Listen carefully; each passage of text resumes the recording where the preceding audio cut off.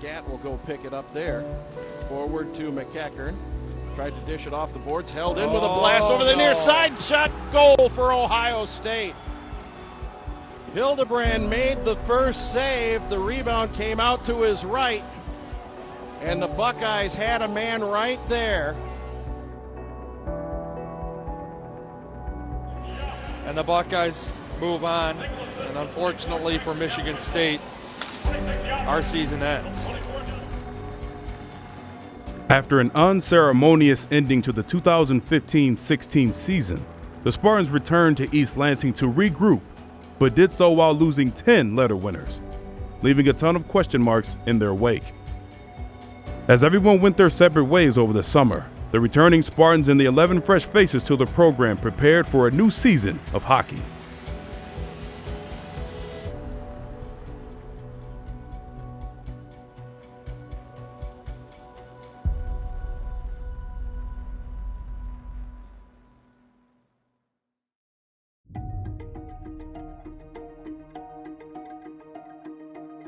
Last year it wasn't even near what we wanted to be and nowhere near good enough for Spartan hockey. So I think everyone's goal this offseason was to go and get as strong as possible and get in as good a shape as possible while also working on their hockey. Obviously it was pretty tough after the Big Ten tournament, but after it happened, all I had to look at was the summer, so I just kind of forgot about it and worried about being good for MSU this year.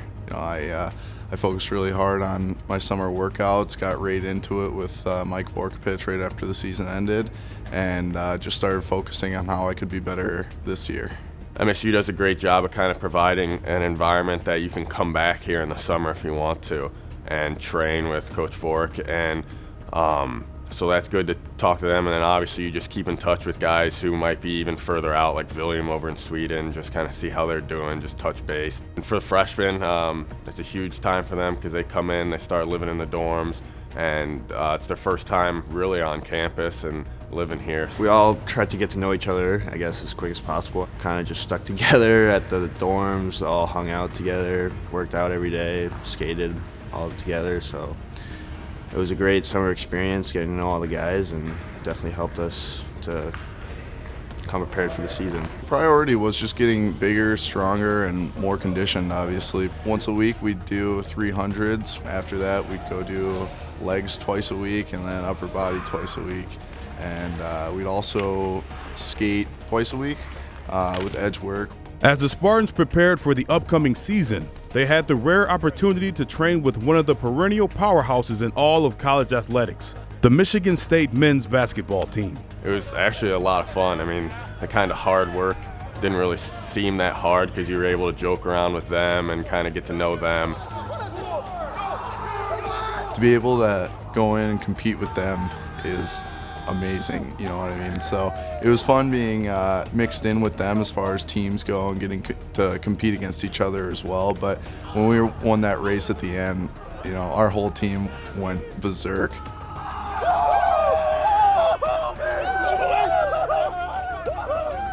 I guess playing against a basketball team in that competition was definitely a cool experience, and definitely getting the win definitely helped our confidence a bit, knowing that we could compete with anyone out there. The sport has pretty much turned into a year-round sport where, in the summer, obviously we're not playing, but we're focusing on next year, every single part of summer, whether that be resting, eating the right foods, conditioning, and lifting weights, getting stronger.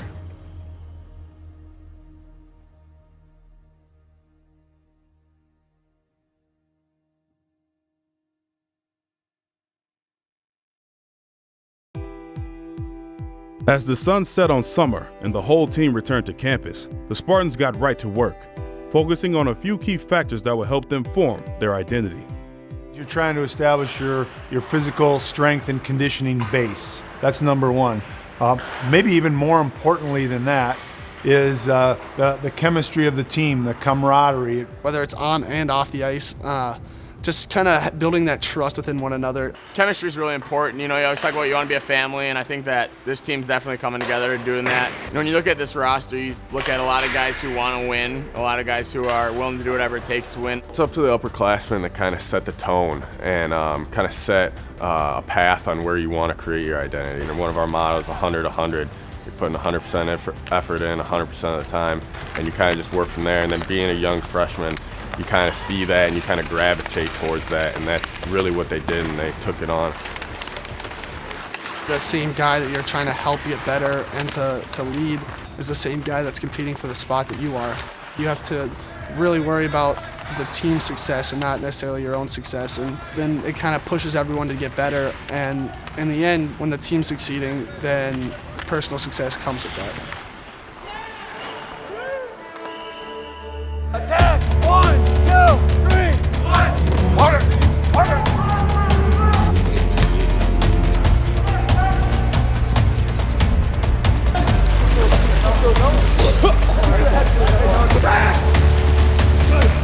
Put him on!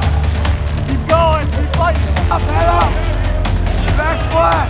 Back flat! Head through. 40 seconds. Get your arms. Program, it's physically and mentally challenging. I mean, you're doing stuff that tests your body, but then it's also tests your mind. So you could be doing a countless number of push-ups, but you could be slightly out of order while you're doing it, and then you have to restart that. And it's kind of just thinking while under physical stress, which is a really big challenge. I think that as a team, especially when you have such a big freshman class, the guys kind of see that when someone's struggling, the guys are right there to help them out. And I think it really, just as a whole, helps build the team together. You're really looking for team building opportunities, leadership development opportunities to see, put our leaders, or guys at least that we perceive are evolving into leaders on a new team in a situation to lead, and give them opportunities to grow in those roles, and at the same time maybe start to identify future leaders and put them in situations as well. So really every single minute that we're with guys in those environments are really important, and we try to take advantage of that time to help the team grow as a group as well as individually.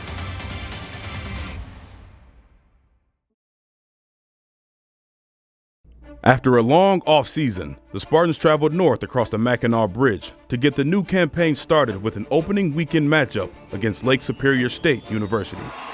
The Lakers will celebrate their homecoming weekend with a sweep of the Spartans. The final score here tonight, Michigan State 3, Lake Superior 7. There were some high expectations, especially with how well guys were doing in the off-season.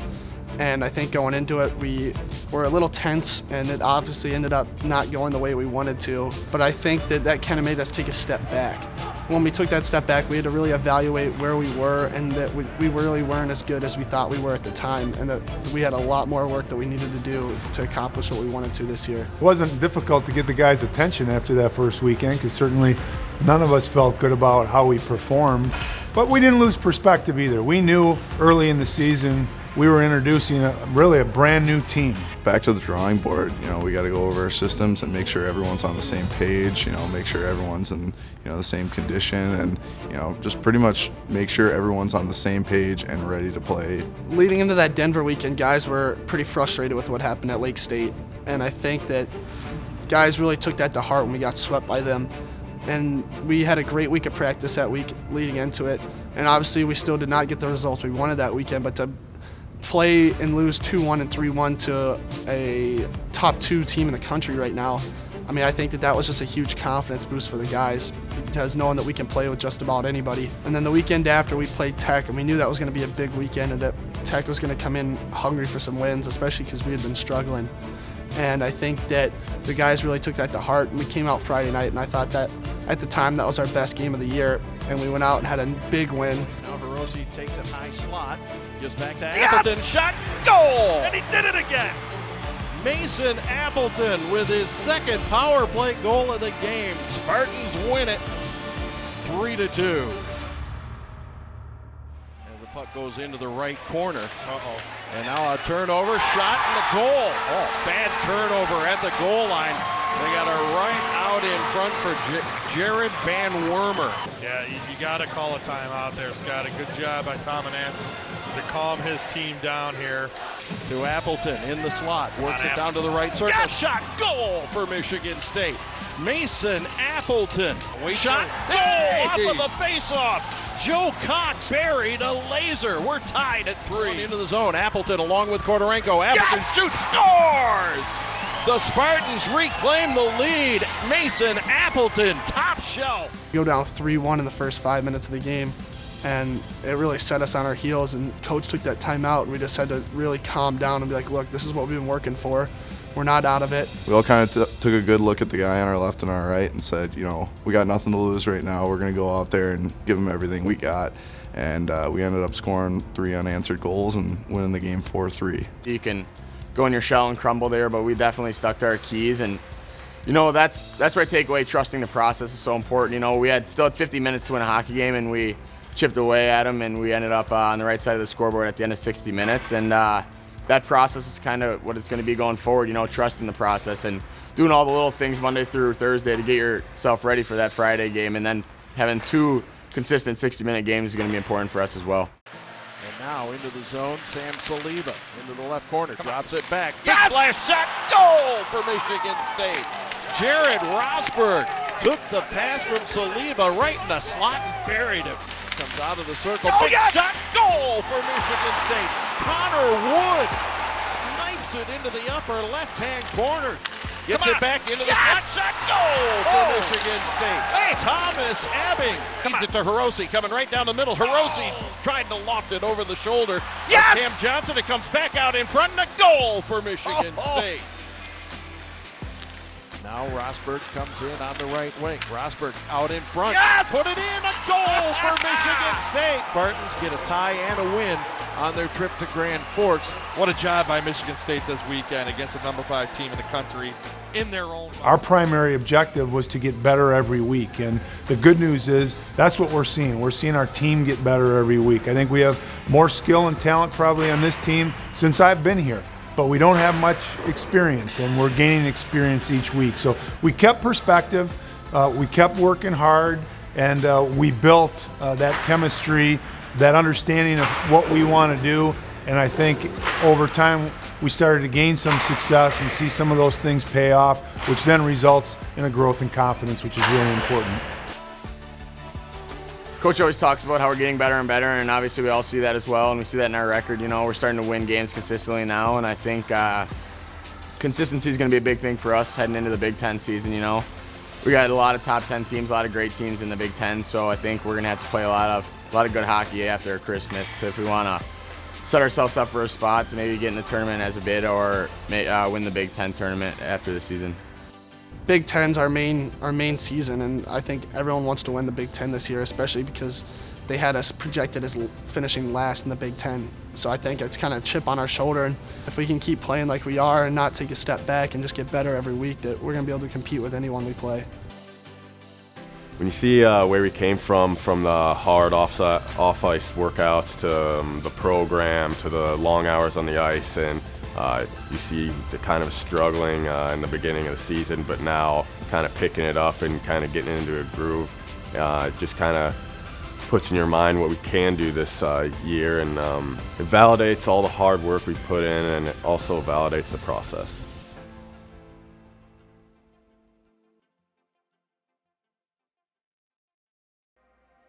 Behind every banner is a story, a legacy, and tradition. This season marks the 50th anniversary of MSU hockey's first national title, a title that no one saw coming. I really felt that, you know, we were a great team. We had Amo on it with us, and he'd get irritated once in a while. He loved all his players, and he'd get us going. You know, it was a special team. The nucleus that we had a big potential. The only problem is we didn't have any big names. Amo used to bring in people that were, he used to say, big-hearted and with lots of soul and lots of heart, and he would get everything out of you, and that's the way he thought. It was that soul that Coach Amo Bassoni thought he could turn into a winner. However, after some early season ice issues at Dim Hall left the Spartans unconditioned, MSU found themselves with a record of 4-9. But this group of men stayed the course and began to find their stride. As the season went on, our conditioning got better, and we started to show on the rink. Everybody started to contribute. That was the nice thing about that team. We had a lot of goal scorers, a lot of guys could handle the puck. We knew we weren't a 500 team. We knew we were a lot better, and things just came together at the right time for us. We went into Houghton, and we were not even, everybody just laughed at us. We were not even supposed to be in there, and we beat them. That was at that period after that Houghton game is when we knew we could really actually do something. Despite finishing 6th in the WCHA, the win against Michigan Tech gave the Spartans a berth in the NCAA tournament. And for a team gelling at the right time, it was the perfect opportunity. Everybody expects us to play one game, and we can guarantee you one thing, that if it is only one game, we'll give you one really good game. If we're going to be a Cinderella team, we'll take that label. Everybody that was there, everybody in our club had the same feeling. We were all looking the same way. We were all excited. We were all overwhelmed. Everybody saying we shouldn't have been there, and here we were. And each game, we took each game at a time. After each time we won, we kept saying, boys, we got something going here. It's a chance. And it was that chance that propelled the Spartans into the championship game against a Clarkston team that finished the year with a 23-2 record. Definitely there were a lot of butterflies out there. This team, Clarkson was a good team. They had beaten us twice early in the year, and that's when we were very, very out of shape. I think possibly they came in a little overconfident because of that. So it was a tight game, and we probably were a little tight at that point in time. But after we got the go-ahead goal, then all of a sudden we just took off.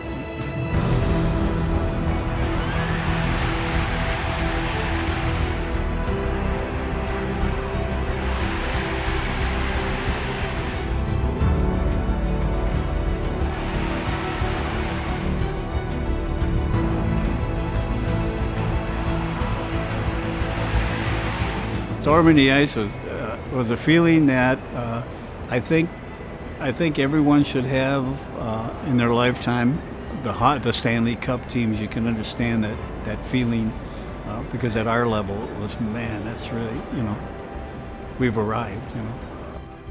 It was just like a humming sound, and then everybody was coming, and I was going, and it was fabulous. It's hard to explain what the feeling that you had, but you were just pins and needles, and you were numb with the feeling of ecstasy that you were getting out of that. And to this day, I still think of that.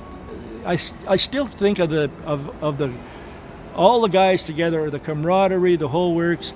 It was fantastic. It was fantastic.